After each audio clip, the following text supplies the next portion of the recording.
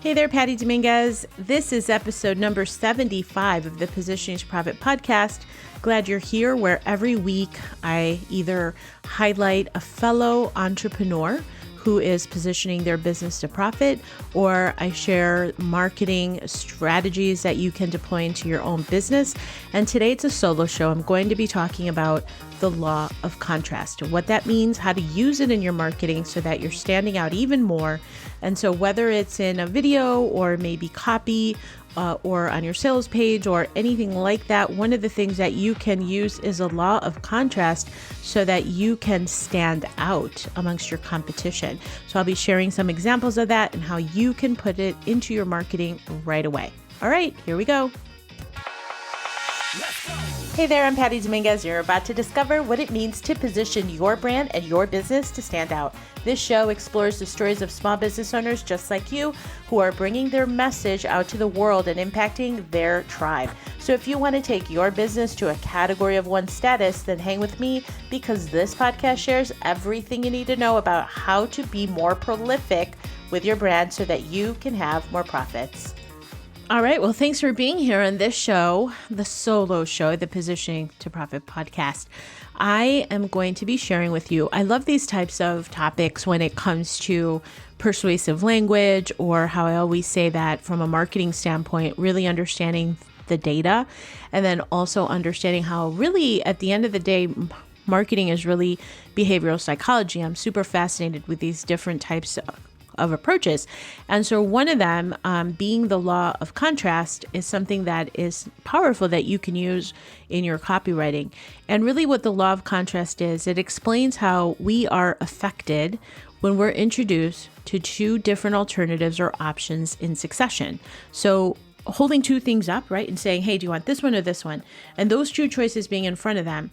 The law of contrast is really the ability to identify what the better option is. So you as a marketer of your product or service, when you can highlight that so very, very clearly, that's where you're creating the choice, right? You're persuading the choice. You're persuading it with logical explanation, perhaps, and then some kind of an emotional tie-in, even more powerful.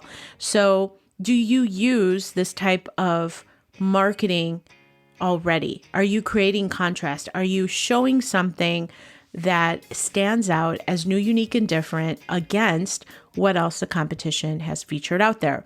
Because especially growing up in the infomercial space, meaning I would see these infomercials on TV, I noticed just how very prominently different brands would use this, especially in infomercials, right? Where they would really leverage this whole concept of the law of contrast, and it being a very persuasive tool to help you see how very different and special that product was. And the first thing that comes to mind is, for example, the knife set. There was a knife set growing up that I would see infomercials about, and it was called the Ginsu knife. And the Ginsu knife was so remarkably new, unique, and exciting that it could literally, it shows a chef throwing a tomato midair, and he would take the knife and slice that tomato in half midair with the Ginsu knife. And that Ginsu knife was so sharp, so different, so amazingly powerful. And then it could also be so sharp and so amazingly powerful that it could cut through a Coke can easily. Whereas the alternative would be to go to your traditional knife and you're like sawing back and forth and feeling frustrated that you can't cut the same things with the same ease as you could with the Ginsu knife. Or think about it also, for example, when, I don't know if you've ever seen these shows on HGTV, home TV channel, where the realtors, so it was a show, and it was like the realtors who would show the people who were interested in purchasing a house. They would show them three locations, three different houses to promote contrast, right? And so the nicest and most expensive location being the last stop on the tour. And because the contrast was so established in the mind of the buyers, that they could see that the more expensive option was really the one that wowed them, because they had gone through the first two and it was like, yeah, that it's good, it's workable and this and that. But when the realtor would take them to that third option and that one was far and away, it would just blow them away with all the amenities, the things that they didn't even know that they really wanted. And then you couple that with this concept called the recency effect, which means the last thing that you experience is the one that you would be leaning in It really made it so that the buyers remember that last option way more powerfully than the first two. So that whole concept is called the law of contrast. So let's bring it to you with what it is that you're doing. What kind of contrast are you building in your marketing? Are you promoting something that's new, unique, and interesting, right? Because the human brain is looking for those things that spark interest, that are new, that are unique, and that really stand out. So I can tell you for certain, one of the things that I have been very steadfast about and very focused on is I literally do not want to work with any business that is not offering a product or service that is creating a positive impact in the world. In fact, I've called it out in my marketing. I have no desire to work with anybody. I don't need the money that bad. In other words, I will turn a business away if it doesn't feel aligned with my values. And so I say that in my marketing, like if you're an a-hole or if you're just looking at being in the game of entrepreneurship, and if you have a take energy about you, or you don't have a product or service that is adding something of value to the world, I don't want to work with you. And so what happens when you turn people away, they even want it more. So what's really interesting. So that's a way of creating contrast.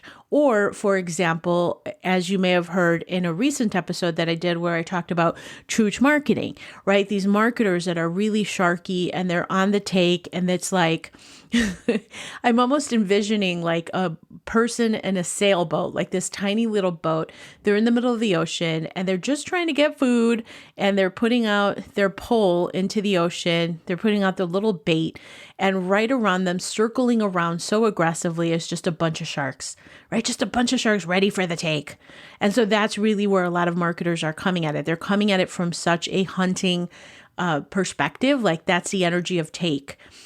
Alternatively, what if it's like, hey, if it's for you, so in the marketing that I'm doing, it's all about like, if this resonates with you, you're potentially a good fit, right? Because if the resonance is not there, we're not going to be able to work together long-term successfully, because I'm in it for the long haul, meaning I don't want to just be a churn and burn type of marketer where you're just plowing through leads and then just, coming at it from like numbers, sheer numbers.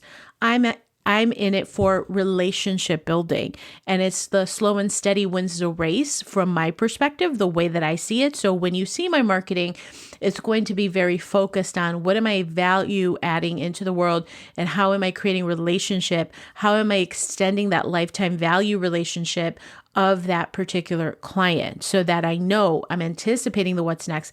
I know what it is that would help them. And so when I'm looking at that, and I'm also okay about turning away business that doesn't resonate with me, if you're not adding something positive to the world, I don't want to work with you. It's just not worth it. We're not a good match, and that's okay. It's absolutely okay.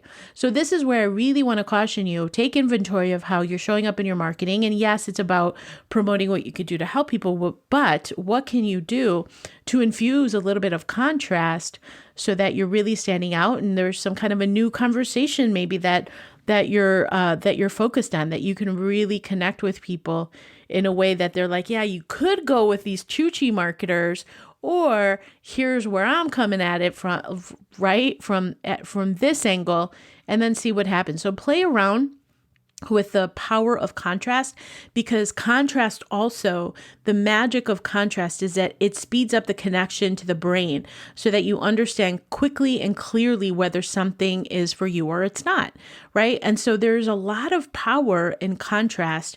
And when you look at all things considered, people are going to make their decision based on price if you don't give them any other criteria to look for, right? So if two things are exactly the same, somebody that's looking for a coach, let's say, or a product or service, they're going to make their decision based on price. But if you incorporate some kind of contrast, that really leverages your opportunity to stand out, right? And so there's this power that goes along with contrast where it creates, in essence, a reframe so that all things considered equal, the one that is contrast, that has contrast element to it is viewed differently. So if you can build that into your marketing, it's going to be a really great way for you to stand out so that you're like unlocking that intrigue and curiosity to for someone, which is really cool. So that's what I have for you, just the law of contrast. So practice it and see what connects for you as you build and infuse your marketing with this concept of the law of contrast. All right, so there you have it. At the same time, I am working right now on a boot camp that I have. It's a 12-day boot camp, and by the time you're hearing this, we will already be, I would say, about 20% into the boot camp, and I will bring back the learnings of what I discovered. So it's my way of creating a bit of a launch in the way that I'm giving, and sharing some of my very best information on positioning to profit. So if it's of interest to you, I could sneak you in. Definitely reach out to me on social, Instagram, Facebook, or LinkedIn. Those are my primary platforms. And literally reach out and ask away because I'm always here to serve if the resonance is there, like I mentioned. All right, the last thing I have for you is make sure to check out if you're interested in this concept of positioning to profit and why positioning is really the difference maker. And if you haven't checked out my positioning guide, head on over to positioningguide.com and pick up your guide for just $3. It's such a great way. It gives you a great overview of the positioning framework that I talk about and how really it's the way for you to stand out uniquely and make your competition irrelevant. And again, you can find that over at positioningguide.com. All right. Thanks for checking out today's show. I look forward to connecting with you real soon. Again, feel free to reach out on social, and I hope this finds you well. And always remember, your message matters. Thank you so much for checking out the Positioning to Profit podcast. If you haven't already done so, please make sure to hit that subscribe button so you don't miss any new episodes. And also, it would mean the world to me if you would take a quick moment to leave a rating and review on iTunes, Stitcher, SoundCloud, or your favorite podcast player. It really helps to get the word out about the podcast and, of course, the featured guests. And lastly, please make sure to connect with me on social media. Facebook, Instagram, Twitter, LinkedIn, I'm on all of them, and use hashtag positioning to profit so that I can search you out and connect that way too. All right, thanks so much. See you next time.